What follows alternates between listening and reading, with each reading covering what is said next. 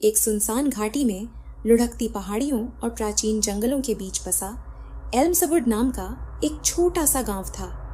गांव के लोग सादा जीवन जीते थे, उपजाऊ जमीन पर खेती करते थे और शांति से अपने परिवारों का पालन पोषण करते थे।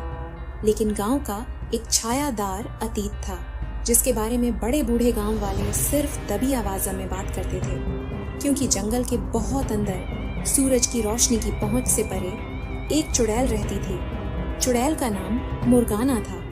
वह एक बूढ़ी मुरझाई हुई महिला थी, जिसका दिमाग तेज था और जबान भी तीखी थी।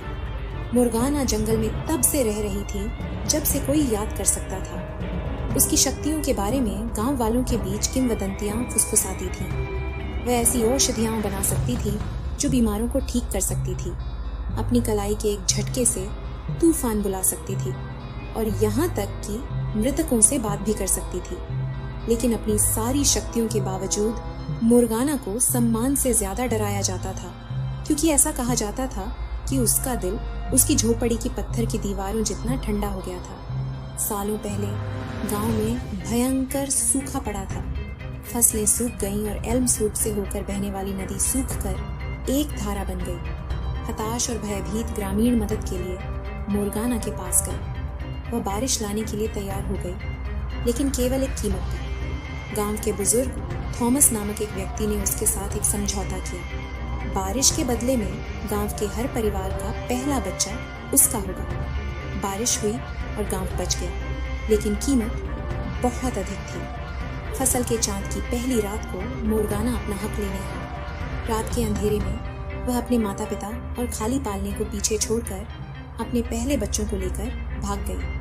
ग्रामीण उससे सामना करने से बहुत डरते थे और इसलिए उन्होंने चुपचाप अपना नुकसान सहा। साल बीत गए और उस रात की याद एक भूत की कहानी बन गई, जो बच्चों को डराने के लिए कुछ ऐसा था जिससे वे व्यवहार करने लगे। चुड़ैल शायद ही कभी दिखाई देती थी, और जब वह दिखाई देती थी तो जंगल की छाया में केवल एक झलक भर होती थी। एक शरद रथु की शाम लिली नाम की एक छोटी लड़की जलाऊ लकड़ी इकट्ठा करते हुए जंगल में बहुत दूर भटक गई। सूरज ढलने लगा था और पेड़ों की लंबी डरावनी छाया जंगल के फर्श पर पड़ रही थी। जैसे ही लिली ने एक गिरी हुई शाखा उठाई, उसने अपने पीछे झाड़ियों में सरसराहट सुनी। चौंक कर उसने देखा कि एक बूढ़ी औरत उसकी ओर घूर रही थी, जिसकी हरी आंखें चुभ रही थीं। क्या तुम खो गई हो?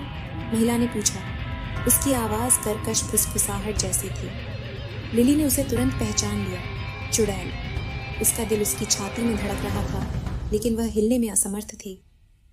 मैं बस लकड़ियां इकट्ठा कर रही थी। लिली ने लकड़ियों के बंडल को अपनी छाती से लगाते हुए हकलाते हुए कहा।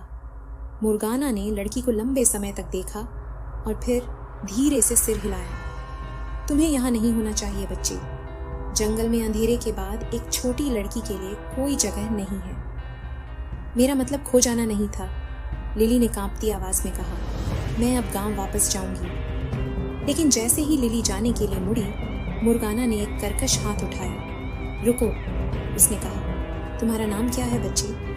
लिली, उसने उत्तर दिया। उसकी आवाज फुसफुसाहट से थोड़ी ऊपर थी। लिली, मुर्गाना ने दोहराया, मानो अपनी जीभ पर नाम का परीक्षण कर रही हो। तुम मुझे किसी ऐसे व्यक्ति की याद दिलाती हो जिसे मैं कभी जानती थी।